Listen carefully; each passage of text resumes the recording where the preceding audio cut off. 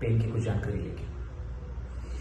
मेरा नाम है doctor Rishi Gautam. I am a practising qualified interventional pain physician and also an anesthesiologist.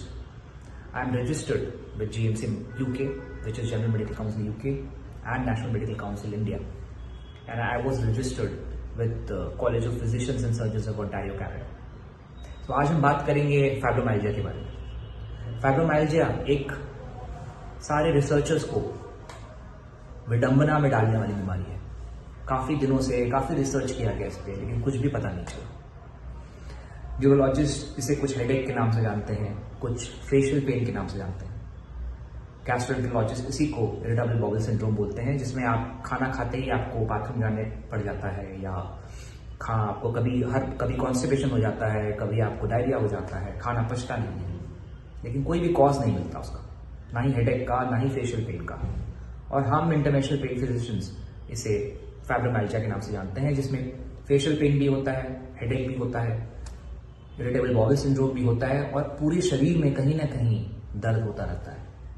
और ये दर्द ऐसा वैसा नहीं है, ये दर्द बहुत मीठा क्रॉनिक दर्द होता है। ऐसा नहीं है कि आपको बहुत तेज दर्द हो रहा है जिससे आप बिल्कुल बेताब हैं, लेकिन हल्का कंटिन्यूस पेन हो रहा है जिससे आप एकदम परेशान रहते हैं। ने देखा होगा काफी अपने आसपास कि काफी महिलाएं 30 से 40 साल की उम्र में, या 30 से 50 की उम्र में, 55 की उम्र की, उनको काफी शारीरिक पेन रहता है। वो कई डॉक्टर्स के पास जाती हैं, लेकिन उनका कोई भी डायग्नोसिस नहीं बन पाता। ऐसा नहीं कि मेल्स में नहीं होता, obviously it can hacker in males also, हुआ भी है, लेकिन ज्यादातर देखा गया कि फीमेल्स में होता है। खोजने की कोशिश की गई, काफी रिसर्च किए गए, लेकिन आज तक कुछ भी पता नहीं चला। सारे हाइपोथेसिस ही हैं कि अच्छा इससे होता होगा, हो सकता है इसकी वजह से होता होगा, हो सकता है उसकी वजह से होता होगा। इसीलिए आज तक इसके बारे में कुछ भी नहीं कहा गया, और कहा गया लेकिन डायग्नोसिस या कुछ भी ठोस प्रूफ हमें आज तक नहीं मिला है। हिस्टोरिकली अगर हम देखें, पहले इसे फाइब्रोसाइटिस के नाम से बोलते थे, या it was called as psychogenic rheumatism. American College of Rheumatology ने अलग नाम से फाइब्रोमाइल्जिया के नाम से लेबल किया है, हालांकि वो भी कंफर्म तरीकों से नहीं बता पाते। नाउ ये होता क्या है? Basically it comes under a category of chronic widespread pain syndrome. Chronic widespread pain syndrome मतलब इंसान को दाहिने तरफ भी दर्द होगा, बाएं तरफ भी दर्द होगा, इंसान को ऊपर भी होगा, शरीर के कमर के ऊपर और कमर के नीचे भी दर्द होगा, इंसान को रीढ़ की हड्डी में भी दर्द होगा, नेक से लेके लंबर रीजन तक। ये सारी दर्द है, ऐसा नहीं कि सारे एक साथ होंगे, कभी इधर हो सकता है, कभी उधर हो सकता है, लेकिन it will always be migratory. मतलब आज इधर है, कल उधर है, परसों नीचे है। क्लिनिशियन भी कंफ्यूज है कि क्या हो रहा है। So this is why it has been termed historically as psychotic और साइकोजेनिक रिमेटिज्म।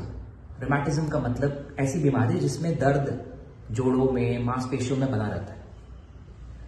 फर्स्ट डिग्री रिलेटिव्स को होता है, जैसे अगर सपोज XYZ को आज है, आज इस महिला को है मिसेस XYZ, तो वो कल उसकी बेटी को भी हो सकता है, उसके बेटे को भी हो सकता है। फर्स्ट डिग्री रिलेटिव में होने के चांसेस काफी ज्यादा है।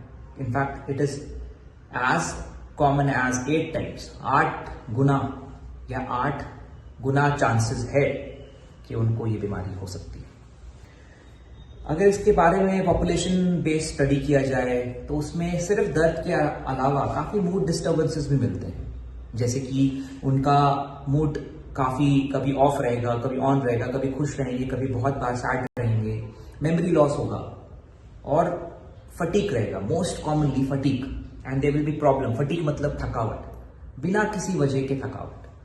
वो चाहते हैं उठना, वो चाहते हैं काम करना, लेकिन बिना किसी वजह के वो थके हुए से हमेशा महसूस करते हैं, सो नहीं पाते हैं, they are not able to sleep properly. वो जब सुबह उठते हैं तो उन्हें काफी प्रॉब्लम होती है उठने में, बेड से निकलने में, और उनका स्लीप बिल्कुल भी फ्रेश नहीं होता है। आप में से कई लोगों को जब आप सोते होंगे आपको फ्रेश लगता होगा उठने के बाद, लेकिन उन्हें नहीं लगता। वो सोते भी हैं लेकिन उनकी नींद प्रॉपर नहीं होती, रात में बहुत बार उठते हैं, और जब उठते हैं तो बिल्कुल थके से रहते हैं।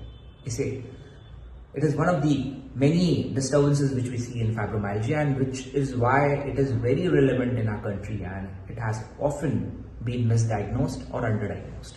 क्योंकि अगेन जो भी कम अपडेटेड फिजिशियन होगा, जिसको पेन की बहुत जानकारी नहीं है, वो यही बोलेगा, he will say that same thing कि why are you worried, you have nothing wrong in you, there is no inflammation, there is no trauma, कोई नर्व इंजरी नहीं है, why are you getting worried. Again वो वही बोलेंगे जो her under updated physician बोलता है कि आपको पता नहीं है, आप टेंशन ज्यादा लेते हैं। और अल्टीमेटली होता क्या है कि she passes her life in pen. मैं शी बार बार इसलिए बोल रहा हूं क्योंकि ये फीमेल्स में ज्यादा होता है और उन्हें लेबल कर दिया जाता है कि आपको दिमागी प्रॉब्लम है, आप टेंशन ज्यादा लेती हैं। हालांकि yes of course stress is one of the most important determining factor for development of fibromyalgia, जिसे हम स्ट्रेसर्स भी बोलते हैं। जैसे कि साइकोजेनिक स्ट्रेस हो गया, कोई इमोशनल स्ट्रेस हो गया, कोई फिजिकल स्ट्रेस हो गया, कोई भारी काम हो गया, जैसे बार बार रोटी बनाना जिसके कारण उसके हाथ दर्द हो रहे हैं, लेकिन वो उसे रोक नहीं पा रही है बिकॉज उसे अपने घर वालों को खाना खिलाना है। This is some of the many things which actually are termed और has been diagnosed as stressors, यानी कोई भी चीज जो उसको इतना ट्रिगर कर देता है इस पेन को दैट वो रिजॉल्व ही नहीं हो पाता। ये काफी सैड बात है, इसलिए मैं आज यहाँ आपके सामने खड़ा होकर सबसे पहला टॉपिक पेन के बारे में after my first video I am making is about fibromyalgia. काफी तरह के फाइब्रोमाइल्जिया हो सकते हैं, हालांकि दो ब्रॉड कैटेगरीज में से डिवाइड किया गया है। One is a primary fibromyalgia and the second one is the secondary. Now what is primary? Primary का मतलब ये होता है कि पेशेंट का कोई भी डायग्नोसिस नहीं बन पा रहा है, कोई ऑर्गेनिक चीज नहीं मिल रही है, लेकिन उसको दर्द हो रहा है, सारे इन्वेस्टिगेशंस भी नॉर्मल आ रहे हैं, लेकिन उसको दर्द महसूस हो रहा है। We have to understand this that she is, again I am saying she because it is more prevalent in females, however males में भी दिखता है, मैं बार बार ये बोल रहा हूं, लेकिन हाँ they are worried, they are always always always in pain. Then there is secondary fibromyalgia. Secondary fibromyalgia का मतलब ये होता है कि सपोज किसी को रूमेटॉइड आर्थराइटिस है, जोड़ों की दिक्कत है, किसी को गाउट है, गठिया है, उनको अभी तो जोड़ों में था लेकिन कुछ दिनों के बाद पूरे शरीर में पेन हो रहा है। अभी सिर्फ जोड़ों में था लेकिन अब मांसपेशियों में भी हो रहा है, पेट में भी हो रहा है, पेट भी खराब हो रहा है, हेडेक भी हो रहा है। So that is what we call as secondary fibromyalgia, that there is some underlying cause because of which there is a generation or there is a development of secondary fibromyalgia. So इसका physiological hallmark क्या है? Physiological hallmark का मतलब ऐसा चीज जो हमें बता सके कि क्यों हो रहा है। बहुत रिसर्च हुए लेकिन एक चीज पता चला कि ये सेंट्रलाइज्ड है बॉस, ये सेंटर से शुरू होता है, centralised, it is nothing peripheral, यहां से नहीं हो रहा है, ये यहां से हो रहा है। अगेन मैंने अपने पिछले वीडियो में भी बताया था आपको कि कोई भी चीज अगर हम बार बार सोचे वो बढ़ता है, वही सेम चीज विद पेन है, क्योंकि उसको स्ट्रेसर था, जो भी साइकोजेनिक स्ट्रेस था, इमोशनल स्ट्रेस था, फिजिकल स्ट्रेस था, अबाउट रोटी बेलने का जो मैंने एग्जांपल दिया वो उसने ट्रीट नहीं किया, and then that developed into a major problem, a full blown wide spread problem which is called as fibromyalgia. अब उसे भी नहीं समझ में आ रहा है कि ये क्यों हो रहा है। अच्छा, अगर जब एग्जामिनेशन किया गया तो ये देखा गया कि इनके लो प्रेशर स्टिमुलस पे भी, दबाने पे, लो प्रेशर स्टिमुलस पे भी इन्हें बहुत दर्द होने लगता है। So they are mostly into hyperalgesic state. Hyperalgesic का मतलब ये होता है कि आप हल्का सा छुओ, हल्का सा दबाओ, लेकिन वो बहुत झटके से, बहुत दर्द हो गया, बहुत दर्द हो रहा है, मत छुओ। तो this is what they go through. ये बहुत कॉमन चीज है।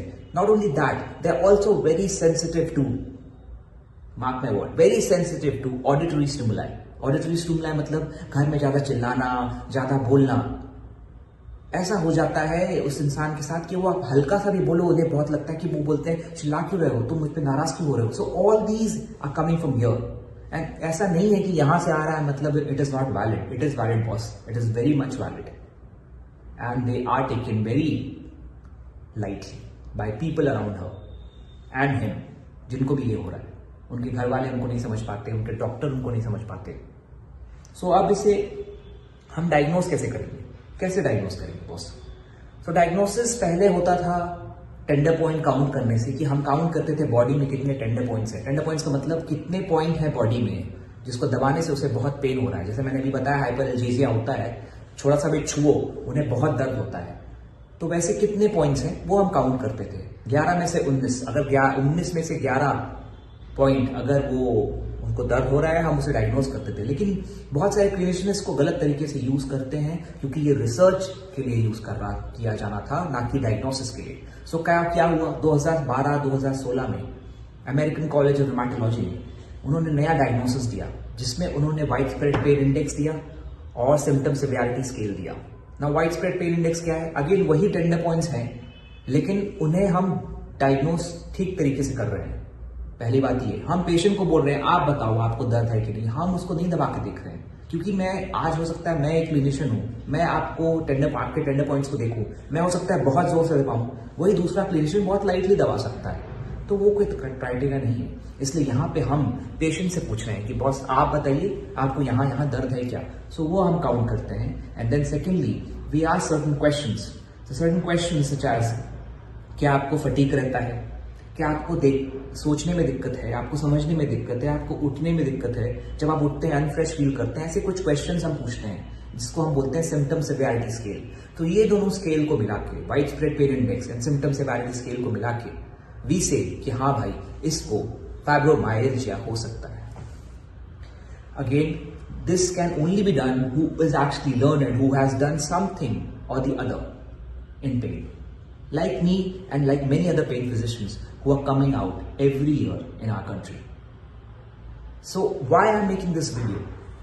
I'm making this video because I need to spread this message that boss, pain medicine in India is quite less prevalent. It is less popular and it is the need of the hour. बहुत जरूरी है कि हम इस pen medicine को आगे ले जाएं, हम और क्लिनिशियंस बनाएं। नॉट सिर्फ इतना ही नहीं, क्लिनिशियंस तो बन रहे हैं, लेकिन हमारे लिए ये इंपॉर्टेंट बहुत है, जरूरी है कि हम लोगों तक ये मैसेज पहुंचाएं कि आपके आसपास कोई ऐसा क्वालिफाइड पेन फिजिशियन हो सकता है जो आपको देख सकता है, जो आपको ठीक कर सकता है, आपकी परेशानियों को समझ सकता है। सो इसकी ट्रीटमेंट कैसा होता है, इसका how can we treat this particular element? हम बहुत तरीका है। मैं हमेशा अपने ट्रीटमेंट में डिवाइड करता हूं into non pharmacological treatment, pharmacological treatment and interventional therapy. Non pharmacological treatment, I am very sorry, I am going very fast because video लंबा हो रहा है। नॉन फार्माकोलॉजिकल ट्रीटमेंट का मतलब ये होता है मेरा अप्रोच बहुत डिफरेंट है in all these patients. I send them, I ask them आपको अच्छा क्या लगता है, आप क्या टेंशन लेते हो, आपको म्यूजिक पसंद है आप म्यूजिक सुनो, आपको मूवीज देखना पसंद है म्यूजिक देखो, सुनो, मूवीज देखो, बुक पढ़ो, मेडिटेशन करो। I also send them to various yoga centres like Art of Living, Sadhguru, Ramdev, any yoga center, any meditation center, Brahma Kumari, whatever they like. It is not up to me, but I tell them कि आप किसी को follow करो, do not follow their teaching, don't follow their teaching blindly. But yes, उनके योगा करने के तरीके, उनके मेडिटेशन करने के तरीका बहुत अच्छा होता है, उसको आप सीखो, उसको करो। डेफिनेटली उनके टीचिंग भी अच्छे होते होंगे, I am not saying it is not, but that is not what I am trying to do here. मेरा ये मकसद नहीं है कि मैं किसी भी योगा सेंटर को प्रमोट करूं, तो मैं उसको वहां भेजता हूं, मैं उसको फिर बायो फीडबैक के लिए भेजता हूं साइकोलॉजिस्ट के पास। मैं फिर उनको बोलता हूं आप फिजियोथेरेपी भी करो, आप एक्सरसाइज भी करो, and then after this, once they do this, they come back to me after 1 week and then I start any pharmacotherapy. कोई दवाई देना हो तो मैं तब स्टार्ट करता हूं। तो उसको भी आप दवाई से आप एस्केलेट कर सकते हैं, उसकी ट्रीटमेंट को आप बढ़ा सकते हैं treatment. And then finally there is an international pain technique जो हम भी करते हैं, which I am qualified. I have done my fellowship in it from Institute of Medical Sciences BHU, and because of that हम patient को काफी हद तक नियरली अबाउट 80% ट्रीट कर पाते हैं। सो बहुत तरीका है। I am making this video so that जो क्लिनिशियंस हैं उनको भी कुछ समझ में आए कि there is something beyond them which they are not able to treat, so they should send them to the appropriate clinician. And आप लोगों को समझ में आए दैट यस, पेन मेडिसिन को भी आपको दिखाना चाहिए, आपको कंसल्ट करना चाहिए और आपको अपने बारे में सोचना चाहिए और ये समझना चाहिए कि there are many things in your life which you can not control, but you can definitely be guided about it so that your control become better. आप बहुत बेहतर तरीके से उसे कंट्रोल कर पाते हैं। आज के लिए इतना ही। अगर मेरे वीडियो में आपको कुछ भी ना समझ आए तो आप मुझे कमेंट से पूछ सकते हैं। और अगर आपको मेरा वीडियो अच्छा लगा तो आप प्लीज़ उसे लाइक करिए और उसे प्रमोट कर सकते हैं, so that many people get to know about it. And yes, I am really thankful for you that you are listening to me. नमस्ते।